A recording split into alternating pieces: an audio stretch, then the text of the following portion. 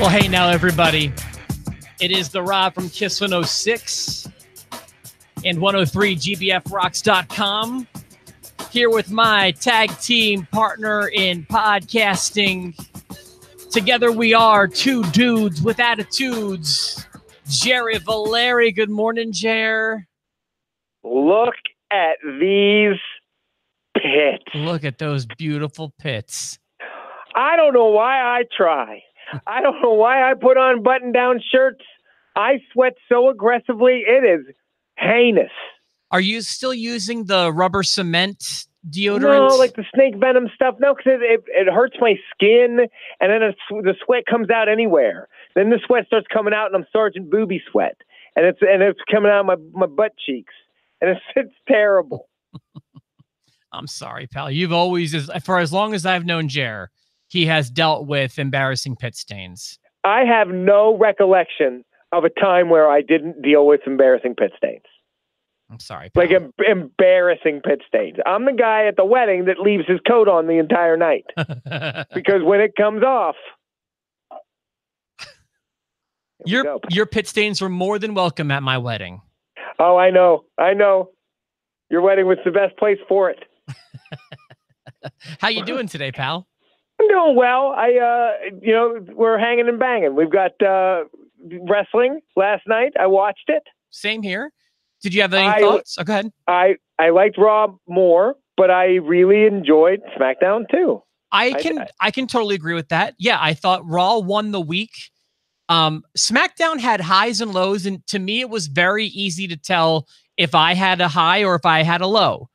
If there was wrestling going on, I thought it was a low. If there was a promo being cut, I thought it was a high last night. Yeah, there were a lot of things going on that just didn't really grab my interest. Aleister Black and Ricochet, that whole match on SmackDown, like the 8-man, it's nothing against those guys or anyone in that match. I'm usually out on an 8-man tag. I don't even like 4-man tags. I'm not a big tag guy. Well, there's no heat in a match like that because there's so much going on outside of anything with those 8 guys that throwing them together nonsensically isn't going to... I mean, yes, everyone's a good worker, but there was no heat. I'm going to disagree with you a little bit because you said if it was a promo, it was a high. And I will agree in a lot of spots. But the first promo of the night, I know what they're doing, and what they're doing well. And The Miz and Shane McMahon, and it's a story that's crafted fine enough, pal. And The Miz is over as a face, and it's working with the crowd. But when Shane McMahon's pointing to the WrestleMania sign and saying, like, you're getting a match with me at WrestleMania, it does absolutely nothing for me. Shane McMahon in this role as a heel, putting himself in matches, WrestleMania, it does nothing for me. Okay, I don't disagree with what you're saying, but let me defend my statement because it moved the story forward. I'm not going to call that a great promo. No. But I will say I'm liking the storyline stuff right now. I like how much of it they're giving, which is a lot compared to recent times. And I just feel like we need stuff to get us to Mania. And starting at the pay-per-view, they've started giving it to us. So and I'll also go ahead and say I thought Greg Hamilton did a good job of announcing Shane McMahon the first time. Well, that makes a whole universe of us, pal. I thought for sure that trophy was going to get broken. The broken trophy, and something we didn't even mention back, if we go back to Ric Flair's thing, remember that whole thing? Was that the first time ever there was a cake in the ring? It's got to be. How did we not talk about that? You're absolutely right. How have you ever seen a cake not get put in somebody's face in wrestling ever? That was the Batista kept the cake from getting smashed on WWE TV. That's unprecedented. It sure is. And also, you know what else we forgot from the last episode? What? We didn't talk about Harlem Heat. Hulk Hogan, we're coming for you. Yeah. Brother. I was gonna say, if you're not singing, you're using the N-word, and you're gonna kill me. I mean, like, I don't have rights to the music. I don't have rights to the N-word. So please take it easy. Thank you for stopping both at the right amount of time. Just give you enough. Let them finish it in their head. You know. Yeah. So, I feel like, I mean, in a Tori Wilson kind of way, there's a few more deserving tag teams, but still a Hall of Fame worthy career for sure. Absolutely. I saw it and I was like, oh, okay, that makes sense. Booker T goes in, but Booker T's already in. Yeah, Booker T's about to be a 2-ringer. And now he gets to go in with Stevie Ray. I liked Harlem Heat. They did a lot for the tag division. Harlem Heat was really a WCW tag team. WWE's doing this a little bit more now, putting in the WCW guys. Oh, That didn't do stuff. And because did Stevie Ray do anything in the WWE? Not to my knowledge, but I mean, someone who notoriously did nothing with WWE before their Hall of Fame induction was Sting. So there are plenty of examples of, the Four Horsemen. There are plenty of examples of WWE putting in WCW things.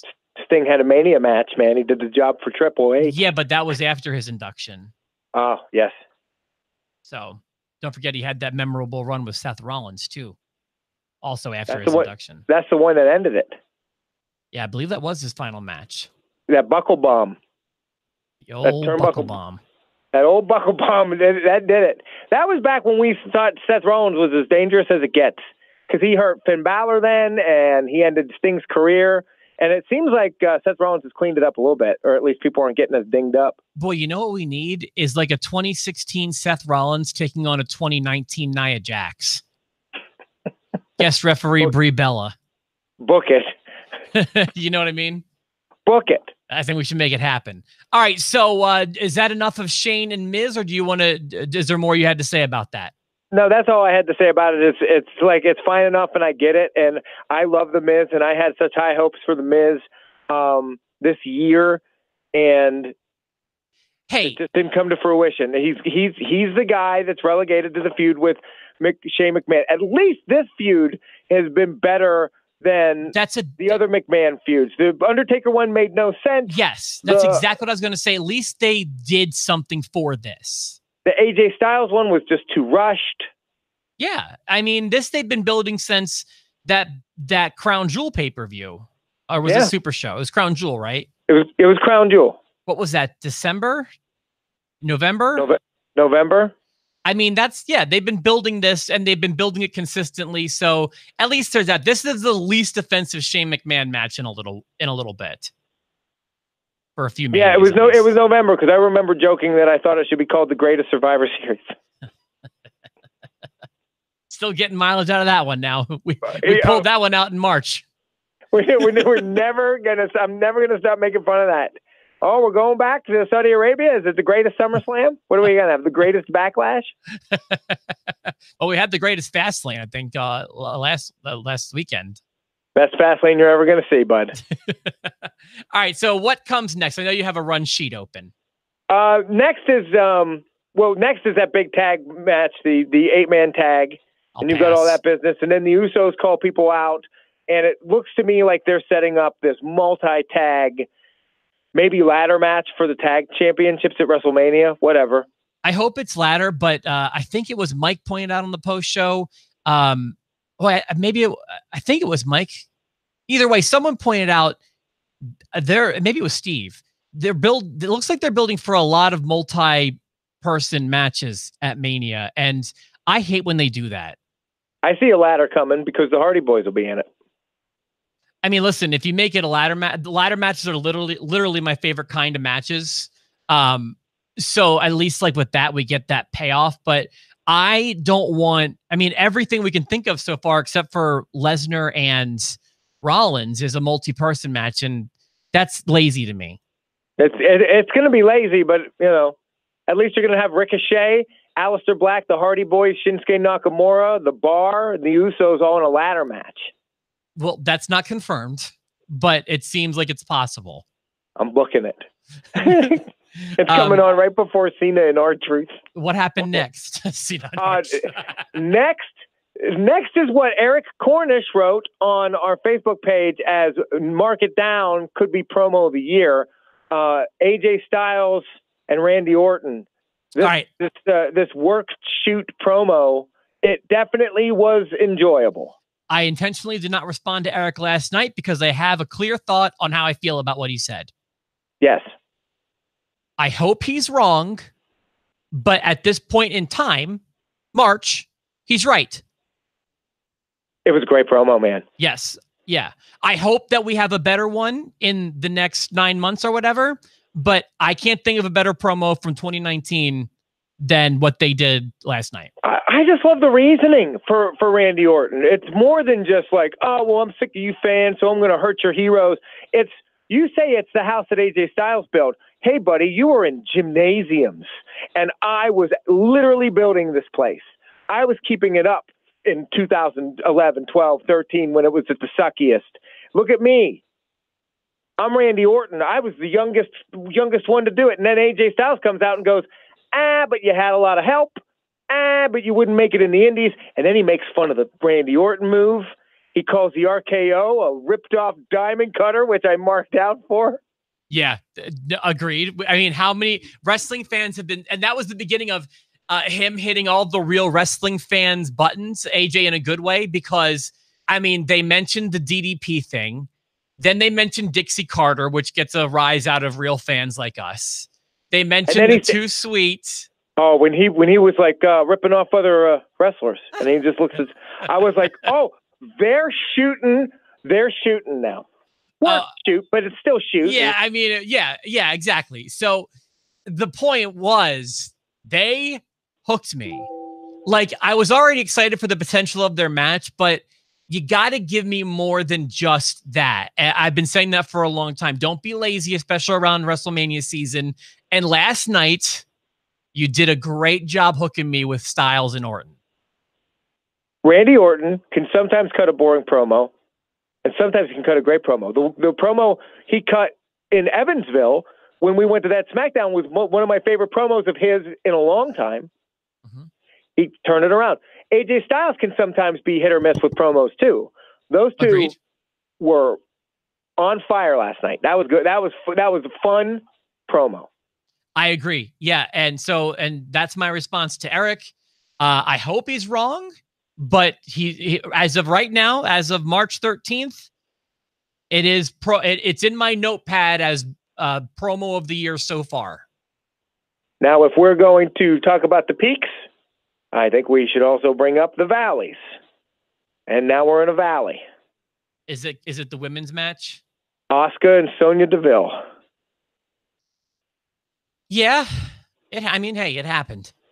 They're setting up a feud. I don't know if they're setting up a feud with Asuka and those girls for WrestleMania, but they're setting up the breakup for Sonya and Mandy. Yeah, it feels like maybe that breakup might happen at Mania. So that was a low. But you nailed it with the theme, buddy. The promos were top notch. And this one, while not their most spectacular, you put Charlotte and Becky together in a promo, it's usually going to be pretty fun. You and your plastic face. Becky said her face was made of plastic. I loved it. Yeah, just keep reminding us that, you've already gotten us there with Becky, Ronda, and Charlotte. Like, don't kill it. That's all you got to do right now. Just sustain, and you're good. And that's what they did. Don't make it any more convoluted, which I liked how Becky took a shot at that a little bit. She was like, I was suspended and then not suspended and then injured and then not suspended again. And then I got arrested. No. But now I'm in the match. And I thought, I don't know if you watched the predictions episode, but I thought I took the hot take when I said, I actually think Charlotte will win at Fastlane. I thought they were going to continue to convolute things. Not that I didn't think Becky would be in the Mania match, but I thought that March would be Becky trying to get in again to the Mania match, continuing to convolute it. See, I didn't think that was going to happen because I think that's going to happen with someone else, and we'll get to that soon. Oh, I know who you're talking about. Okay. Sure. Everybody does. Next is, I like when these four guys are in the match together, but this, again, the tag match with dudes that aren't tag partners did nothing for me. Samoa Joe, Andrade, Rey Mysterio, and R-Truth. That's feeling like, okay, so I know you didn't watch last week's episode. They had a 4-way match to get the title off of R-Truth onto Joe. They had a complete straight up rematch on Sunday, and now it just feels like another rematch. It's like they don't know what to do with these 4 guys, so they're just going to ring them around the circle. Yeah. So don't know where they're going at Mania. Maybe they have those 4 at Mania. I don't know. Do they not have an idea for Samoa Joe? I mean, not that they haven't given us a match announcement. Because of those 4 guys, Rey and Andrade have a deal, and that could be a match at WrestleMania. I mean, how many matches are we talking about then, pal? Oh, buddy, there's a ton. Like, I thought about this last night when they were going through all these matches. Remember, it's 9 hours of Mania. 13 hours of Mania. Literally 4 days ago, Sunday morning, we knew one match for sure for WrestleMania, and it was Seth Rollins and Brock Lesnar. And we knew Ronda Rousey and Charlotte, but we didn't know how that was going to shake out. You're right. And now it's coming together. They've got a lot of matches. Like I'll pull it up. There's a ton of matches. All right, let's go through it. Let's go through it real quick. All right, give me a second here. Is that everything, by the way, until the main event segment? The Kofi Kingston, Vince McMahon segment? I mean, there was one more tag match that they just threw everyone together. What was that? Daniel Bryan and Rowan versus KO and Mustafa Ali. Oh, yeah. That was pretty good. It was, I mean, good matches, but no heat. Enough with... No heat on any of these matches. No interest. We're gonna have another tag match, playa. Not Jesus. So what's the announced card so far? All right, let me see if I can get them all, because you know it's so convoluted and hard to figure out this website when it comes to it. Okay, previews. Are you on WWE.com? I am. Here are the announced matches. Brock Lesnar versus Seth Rollins. That should be good. Ronda Rousey versus Becky Lynch versus Charlotte Flair in a triple threat match. Amazingly, I think we all agree that's probably the match we're most excited for. Absolutely. I think I'm more excited for this match than you. Triple H versus Batista. That's fair, but I'm not out on it anymore. And Shane McMahon versus The Miz. I think I like that match more than you, but yeah, I don't love it. I thought there were more matches announced than that, but I mean, they're coming. Yeah. Okay. It's all starting to come together. So now we can get to the main event, which I thought was another great promo. Yeah, and just storyline stuff happening. Like if you missed it, you missed stuff. If you missed SmackDown last night, you missed some important stuff. None of it was wrestling related. It was just promo stuff, but still, you missed stuff. I like when New Day's too angry to be throwing pancakes, and they just come down to I do. I like serious New Day. It's funny. Jerry is the opposite. When Jerry gets angry, he throws food. When New Day gets angry, they don't throw food. We're not throwing pancakes. We're not playing around with food. You throw a burger at a guy one time. One time. You nail him with the Dave's double. Never lets it go. And he never lets it go. The real jerk move is Rob, the intern at the time, goes to get the food. He brings the food back. I take the double out and I throw it at him in anger because I'm a hothead idiot. Well, but the best thing was it was nothing I had done. You remember? Do you remember what made you angry? Absolutely. I'm not getting into it. I remember it all. I'm not getting into it. Will you just say that it was nothing I did? It was nothing you did. It was all in my head. It was all created by me in my head, and I threw a Dave's double at Rob, and I swore a lot. Fast forward a few years, I'm in his wedding. I mean, we're okay. Yeah, we made it. We made it through. So we made it. New Day was too angry to throw pancakes or Dave's doubles and get to the ring. And yeah, just everybody on fire. I just loved it. I thought it was great. Vince did a good job of not being Vince at 11. He was like a 9 out of 10 McMahon. Well, he was calm. Yeah, he was sensible. And then Xavier Woods is killing it.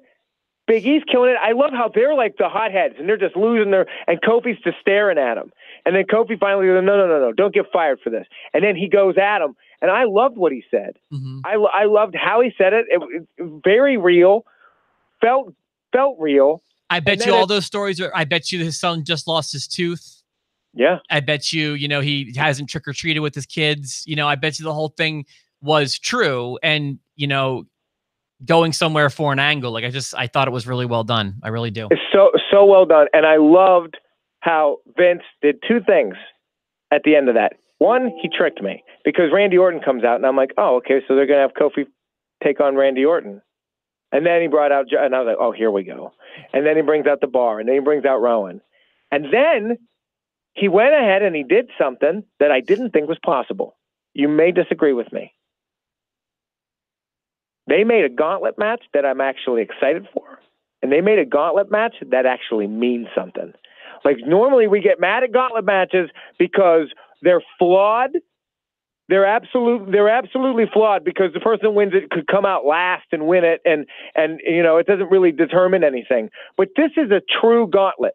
You're going to put Kofi Kingston out first and he's got to run the literal gauntlet. He's got to beat them all. And so it's a gauntlet match that actually makes sense. It's one I'm excited for. It's one I'm banking on taking up about 90 minutes of next week's 2-hour SmackDown. And they've got me looking forward to SmackDown. Him versus those five, and the New Day is going to get involved. And that, man, it's going to be good. All right, AJ Styles is going to show up in the middle of that thing. That's how Randy Orton's going to get out of there. I will meet you halfway and say that you made me excited for it. Really? You weren't excited for this gauntlet? I wasn't until you just made me excited. Did I really make you excited for it? Yes, I'm being honest. Okay. I don't love gauntlet matches, but you're right. This one now has a big level of importance. It's a bunch of capable... And it's really what a gauntlet is. I mean, that's what a gauntlet is. Yeah. So, no, yeah, I think that you just sold it to me really well. I guess when I heard gauntlet, I was out just because that's what I'm trained to do. But no, you're right. This will be fun and important next week. And I'm telling you, my prediction is he doesn't win next week. I don't know what I think about that, but I will challenge you on another thing you said. I don't think it's going to take up 90 minutes. I give it an hour. An hour, maybe. Okay. I'd be okay if it took 2. Take the whole show. Yep. You know what? I think they'll give it 1.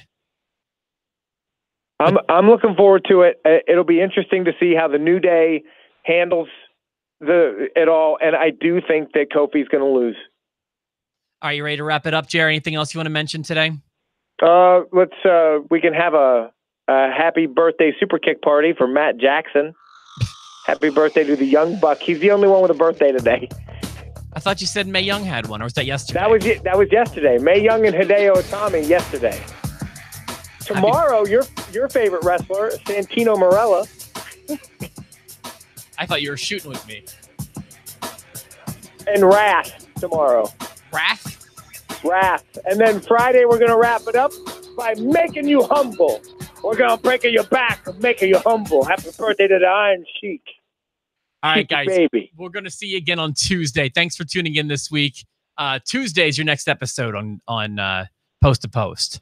Going to make you humble. Going to F you in the A.